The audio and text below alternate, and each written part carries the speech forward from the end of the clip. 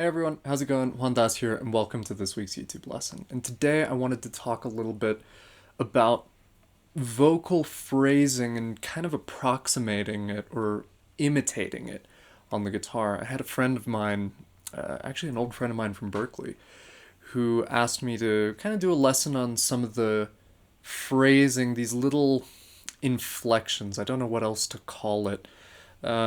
These inflections that show up in my phrasing that are little pull-offs or little slides, or in some cases even sometimes like these little micro bends that I throw into my melodies every now and then. And I thought this would be a really good lesson because it helps add a different character and it adds a different dimension. I think in many ways, let's kind of cut to basics here. Like when we first learn vibrato, or even a classical style vibrato, whichever style of vibrato we learn, what is the main point? What is the point of learning vibrato? Vibrato is really trying to emulate the human voice. The same thing with bends. Even when a horn player bends, it's imitating these little bends that naturally happen, or these little ways that vocalists use to get into a note or sometimes out of a note. So I thought it'd be a good lesson to cover because it covers a little more of a human element in the phrasing, and something I think that, as I said, adds a different dimension to your playing. So the way I'm gonna tackle this one's kind of off the cuff, but the way I'm tackling this is kind of covering like each of the separate techniques, and also just dive a little bit into kind of what I hear when I hear a singer. So let's start with that. When I hear a singer, I'm really hearing how, and when I hear a singer's inflection specifically, I'm not talking about just the first impression I receive off a singer. When I'm listening to a singer's inflections, I'm really listening to how, as I said, they get into a note or out of a note. And usually it's with some kind of approach note. So sometimes they'll approach it from above or below, either by a whole step or a half step. And you'll notice that when I do that on guitar, whichever one I use has a different effect. Now, with guitar, how can we approximate that? I say for me there are like 3 techniques, and you really want them to be very smooth. By the way, a huge disclaimer, if you want to really get into this kind of style of playing, check out Andy Timmons and Marcos Folli. Both are incredible guitars, both are actually huge influences on me when I was much younger and really getting into guitar playing at first. And I think that is where I got that style of phrasing from. So there are 3 variations of sorts. There's the hammer-on. I'm just going to do this with the note. So with the note D, there's a hammer-on, or half-step hammer-on. There's a slide, half-step slide as well, and there's a bend, right? Or even if you want, can I get that? No, but anyway, half-step bend, and a bend into the note. Or if you want to pre-bend the note, that's another way of adding some phrasing. Derek Trucks is another great guy to check out, although his is mostly with the slide, but you get the similar phrasing, and it's designed to mimic a vocalist. Now, depending on which inflection you choose, there are different variations of smoothness to it. And that's the thing, you want to emulate that smoothness, and that's why it doesn't work if you pick it, right? Or I'm using my fingers here today, but like it doesn't really work, it doesn't sound the same. And how fast you choose to use the ornamentation, or different speeds. So step 1, I would say familiarize yourself with how each one sounds. So the hammer-on to me is the least, or even the pull-off. I forgot to mention that one. So the hammer-on or the pull-off variation of the articulation is the least smooth because the mere act of hammering on or pulling off generates its own attack. And it's something to really consider, especially with the instrument. But it's a nice sound. So if I make a melody using that, let's just take that melody. I'm going to use this as kind of like the source material. So right now, that's a beautiful sounding melody on its own, but we can articulate it in different ways and bring out different effects. So that's using the hammer-on and the pull-off. I'm using it to get into the note and to get into this B over here. So you see a little bit of attack is generated. And it kind of mimics when a vocalist adds a little bit of attack on the first note and then bends down or just shifts down to the next note or into it.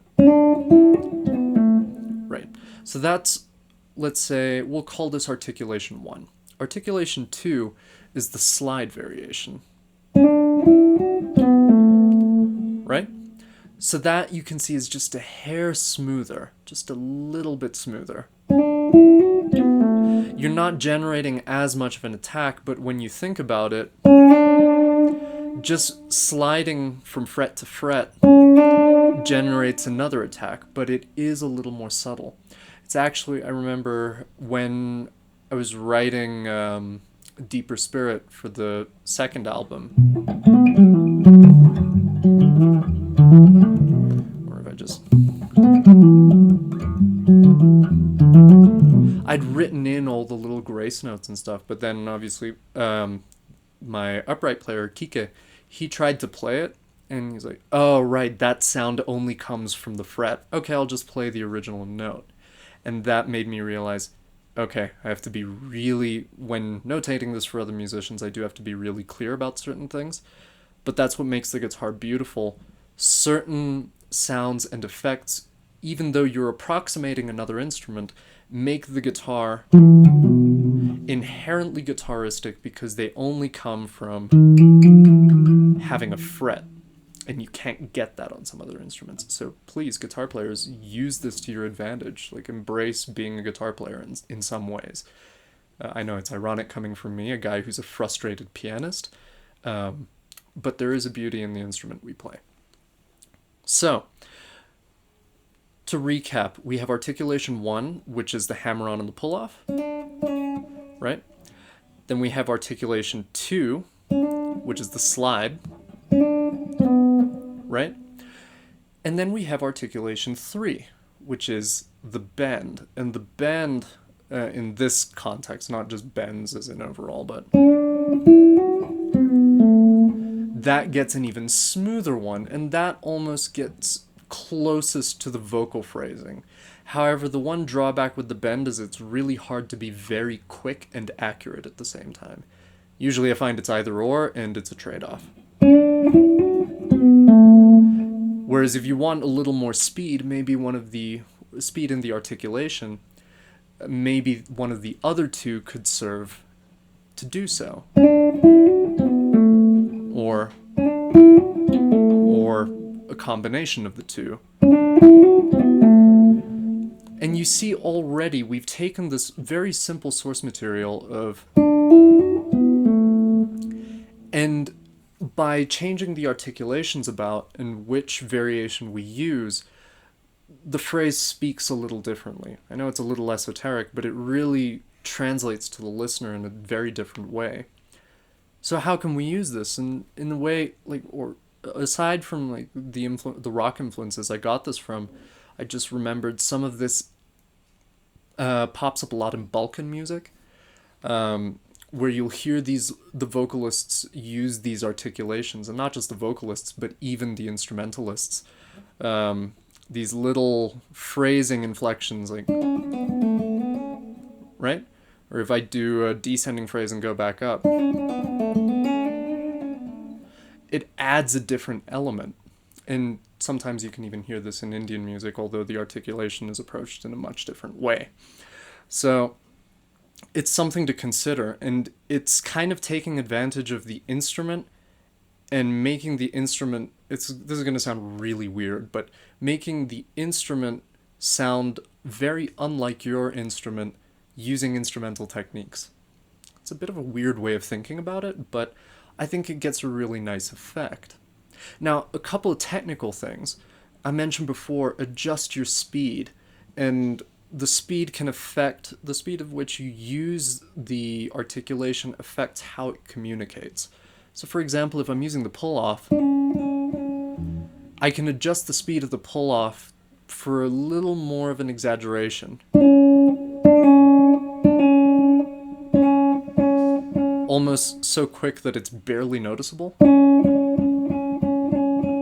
One thing I will also suggest, you need a very light touch. And in a way you can see kind of my first fingers coming after that. Even with the hammer-ons. And they generally have to be quick to work well. And you can do little trills. Right?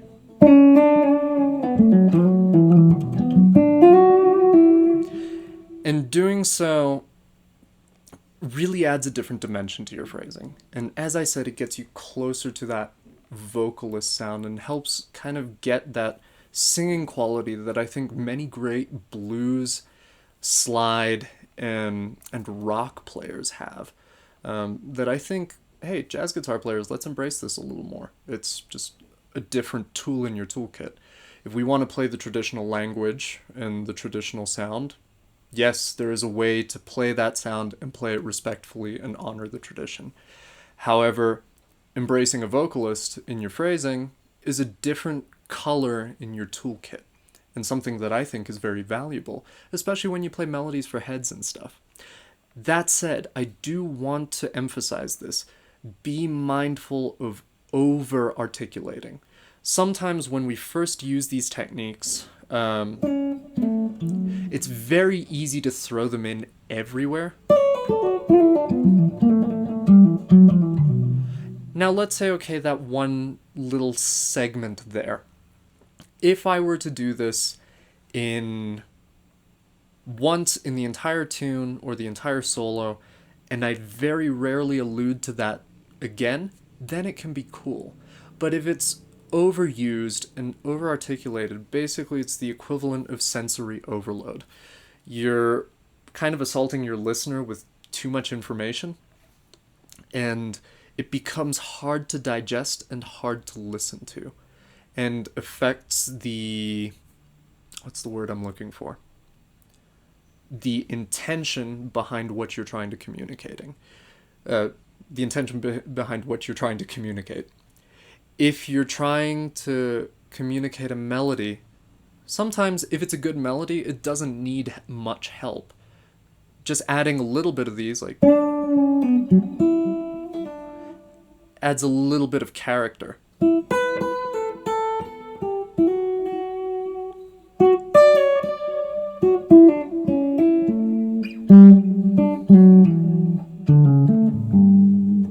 Now you see I'm improvising here, but I'm just kind of going back and forth a little bit.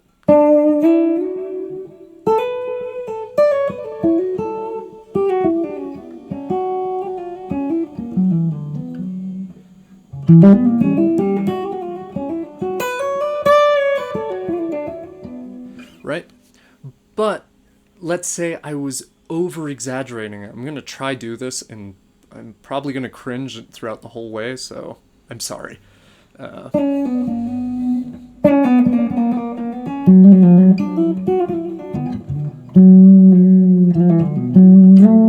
see, just even doing that, I've noticed two things. One, the end result means I'm kind of losing. The end result yields a kind of... I'm trying to describe it the best way I can. The end result doesn't hit, it doesn't land, it isn't memorable, and it's hard to find the melody in between all the articulation. And I actually noticed, for me as the musician playing this, it was harder for me to communicate an idea or come up with an idea to deliver because I was so concerned about how to articulate it. So I really wanted to mention that in this video because sometimes, I mean, it happens to all of us when we learn a new technique. Sometimes we end up abusing it and overusing it in many situations. So, and especially when I first came across these little inflections, I used them everywhere. I've dialed it back over the years, and it's very much akin to using salt.